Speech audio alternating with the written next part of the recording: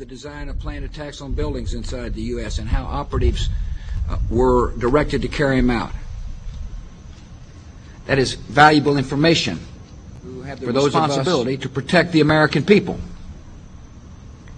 He told us the operatives had been instructed to ensure that the explosives went off at a point that was high enough to prevent people trapped above from escaping. He gave us information that had helped uncover Al-Qaeda cells' efforts to obtain biological weapons. This is Building 7, a 47-story skyscraper that fell on the afternoon of September 11th. The government says that fire brought it down. However, 1,500 architects and engineers concluded it was a controlled demolition. Over 6,000 of my fellow service members have given their lives. And thousands of my fellow first responders are dying. I'm not a conspiracy theorist. I'm a structural engineer. I'm a New York City correction officer. I'm an Air Force pilot. I'm a father who lost his son. We're Americans, and we deserve... I lost my husband. My son. My uncle. My nephew. September 11th, 2001. Most people don't know a third tower fell that day. The government says fire brought it down. The collapse of World Trade Center 7 was primarily due to fires.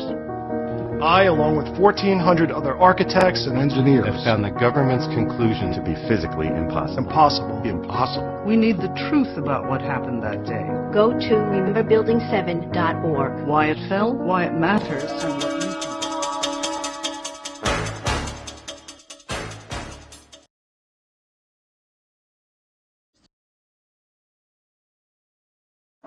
That every penny of your tax dollars pays for your nation's national debt to the banksters. The banksters then loan your hard-earned tax money back to your government and charge interest on it for your basic public services. Before the bombing and theft of the country of Iraq, every citizen in America owed the banksters $70,000 per citizen. It is your skyrocketing debt and your nation's skyrocketing debt to the banksters that have helped them enslave the world, and they're doing it with your money, your labor, and your approval. Since the ruling families and their brotherhood of wealthy insiders hide their wealth and don't pay taxes, why should you?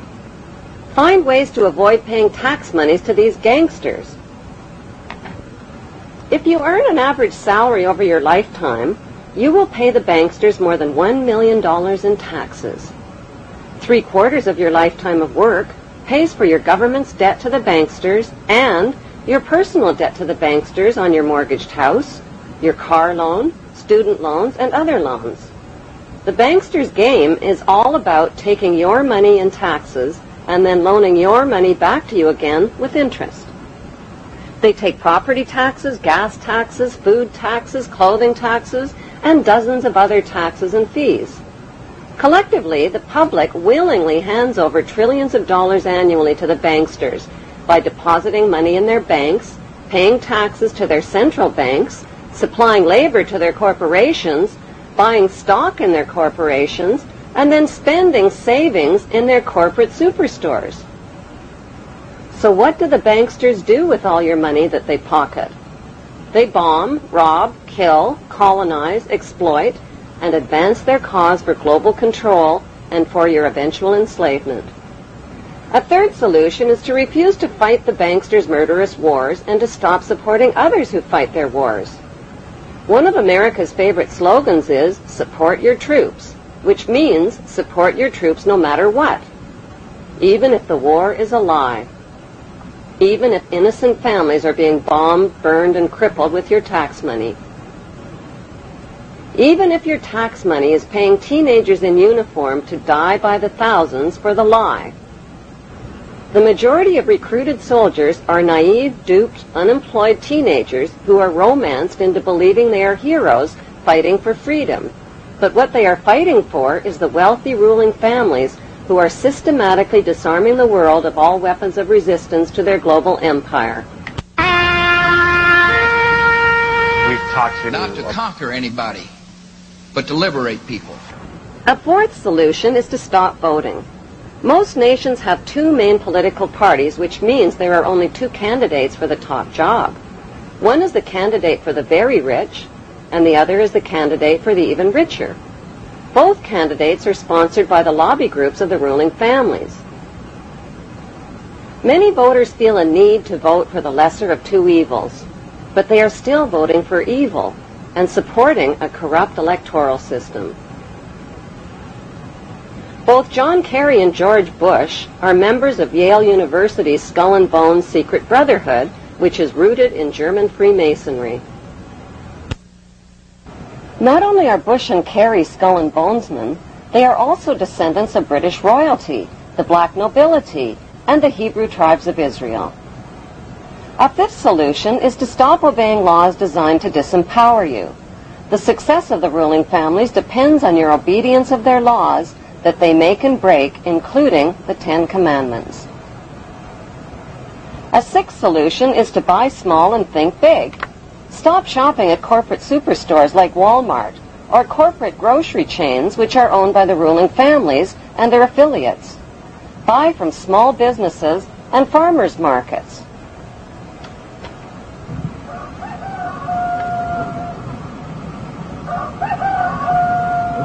Grow your own natural food. The banksters have been genetically modifying and patenting the food you eat, the seeds you need for growing food, as well as animal DNA. Corporate farming that supplies meat to corporate grocery stores subjects animals to painful, inhumane crowding, filth, cruelty, and abuse. A seventh solution is to stop donating to charities. Most of it pays administration fees. The ruling families have set up big charities and foundations to create a friendly, charitable image of themselves and to cover up their real agenda. Big charities serve as a hiding place to launder dirty money from the drugs and weapons trade. The Queen's husband, Prince Philip, is the international president of the World Wildlife Fund, which is one of the worst offenders. An eighth solution is to stop identifying with a flag or a national anthem.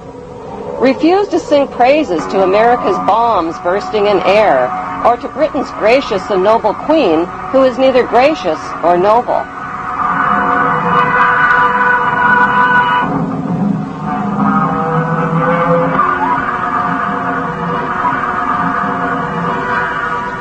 A ninth solution is to refuse to recognize the illegitimate claims of the ruling families to your nation's water, land, resources, railways, airlines, power companies, health plans, and other publicly held properties that they have been busy privatizing while you were sleeping. The ruling families have been stealing your nation's land and resources through corporate privatization, which means they've been buying up your nation's publicly owned property. And where is it all leading? To an eternal world empire in which the power of these ruling families can never be challenged, and the earth and all living things will be helplessly at their mercy.